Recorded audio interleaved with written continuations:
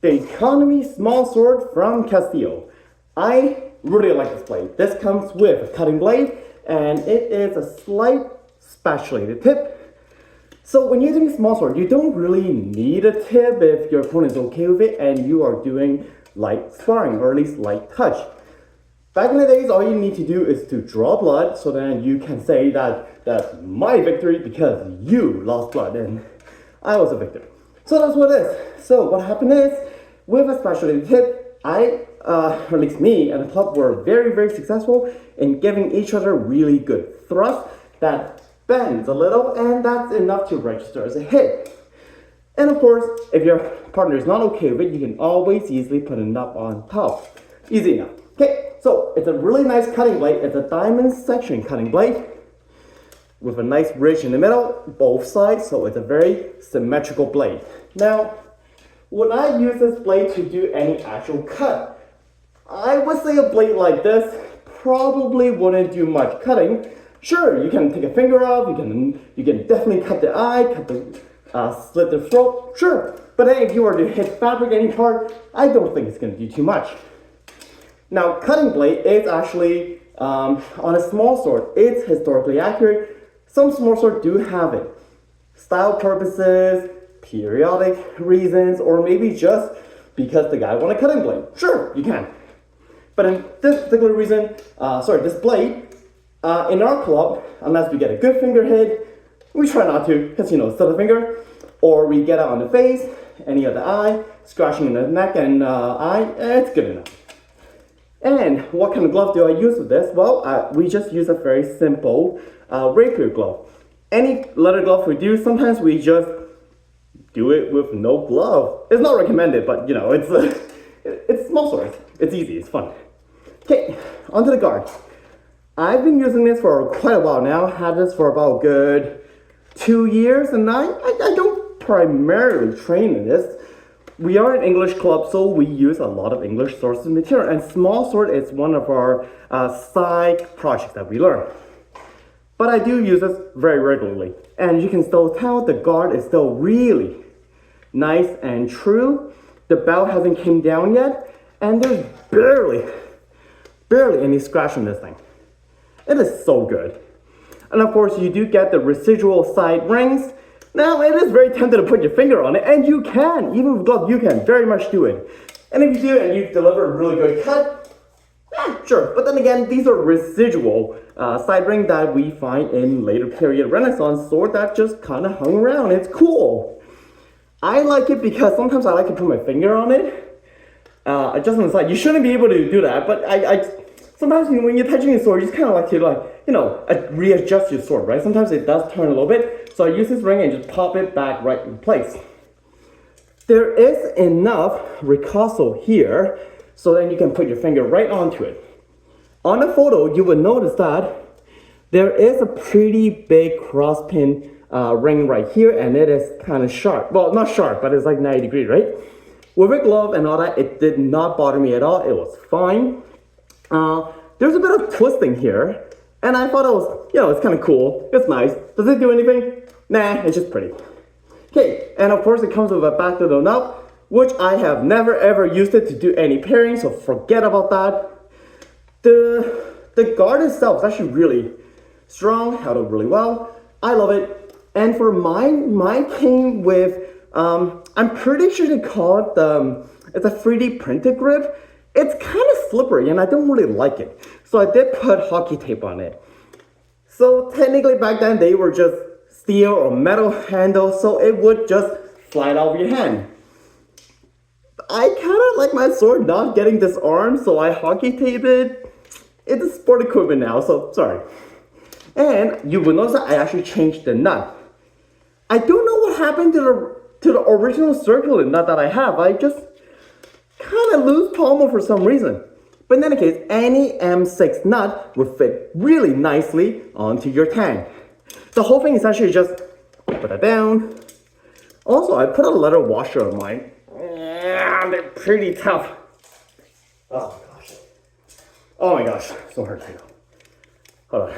I added a washer because mine was starting to rattle when I put in a new pommel on it. But if you're just getting a regular one, it's fine. It doesn't matter. It's really good. I'm just trying to show you the tang. Hold on, I put too many washer on it, so I have to like unscrew my washer, which is kind of stupid. Okay, got it. Handle came off, and that. So the reason why I want to show you the tang is because it is a really freaking thick tang. This one doesn't break at all. Let's look at the shoulder. The shoulder, it's barely any pretty much going back into it, so it makes a really strong contact point.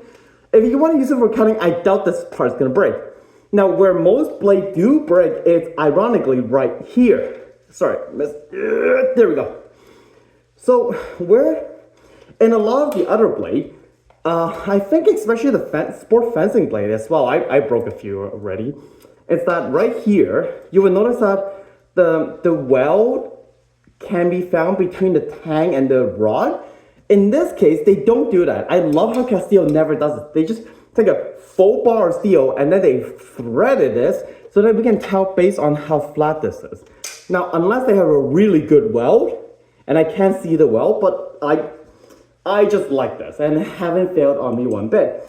And of course, everything just slides right back in. If you want to look at the guard, like that. It's a really big opening. And of course, here it's a little bit smaller, and I love that little detail. Look at that. It's not just a flat socket, it's like there's actually like a little cross, so the blade holds in there even nicer. And of course, everything just slides right back in place. Mine, once again, is a 3D printed grip. Nothing much to write home. It's just a oval grip. It's a grip, guys. There's nothing to talk about. And so the weight of this, mine came to 336 grams. I remember the original pommel on it, it's kind of similar, so I don't think it detracts much. With a blade this light, you would not have any issue in terms of using it. This thing is like a wizard one. It is so fast. Now, it is not overly flexible. It is flexible, of course, but it is not overly flexible where you think it's wobbly. So when you're trying to do the English sources, which is what I learned, I don't know much about Italian and everything else, but I do English. So when we're doing a beat to the sword, there is absolutely no issue with beating the sword and bringing it back on point. And of course, with the glazard, where we drive our strong down along the sword, I don't feel like I'm losing any bind or authority. This thing is really good. Is it too light? No, it is really nice and not heavy at all. And of course, if you want to do whirl or whatever you need, you can still have really quick turn of the wrist to do whatever you need. I haven't found a specific downfall to this small sword yet, unless we compare it to like an Olympian fencing épée, where they essentially have like a ginormous like buckler in front of the hand. I don't know what they are, and I guess, but then these are historically accurate swords. Oy. Similar to this guy right here. So this small sword, it's an early 18th century small sword, and it has a very similar size and guard. The whole thing is just very similar. And even when we look at the guard, it's very, very similar. The blade, it's pretty much identical. Like the length is almost same. Ironically, my antique is more longer than this. And so if we're looking into antiques, they do have similar blade profile, and they also have cutting edge. I'm not gonna write my head down this, because ironically, it's still kind of sharp, even after like 200 so years. And so it's a really, really nice blade. And so if we look at it, they still have really similar similarities for the Castille one. And this one weighed in at about 489 grams. Sure, it's 120 grams less, but when you're using something so light, at that point, your sparring glove is going to be more heavier than that. I don't know. So let's just say, in comparison with the other lighter feather blade, I think this is I don't know what this is. I just got this from a friend. And so this one has a classic triangular blade, even more flexible. And for a small sword like this, you are going to get closer to around 400 and so grams. So it is a lighter blade, but I like my small sword that's a little bit on a heftier side, so I have better control on the opponent's blade. Because when you're using small sword, the first thing you want to do is defend before you attack. What's the point of having a really light sword that can get batted away? But then again, each of their own. I like a heavier one, so that's why I really like the Castille small sword. It is so nice. I'll check the blade length on this one. So this is the original one that I got from Sword Gear, and mine is 31 inches. So in centimeter, that is 79 centimeters. But 31 inch. So I don't find that I'm at any disadvantages against other small swords with my slightly shorter blade. Because once again, most of the blade is on the strong side, so I get really good parrying before I can get my thrust in. So yeah, if you're still thinking about the Castille small sword in the economy line, I would say for 400 bucks, this thing is amazing. You can get it at you can get it at a sword shop, or you can get it in a whole variety of places, even of course straight from Castille themselves. But since I'm in Canada, buying sword locally is a lot more quicker for us.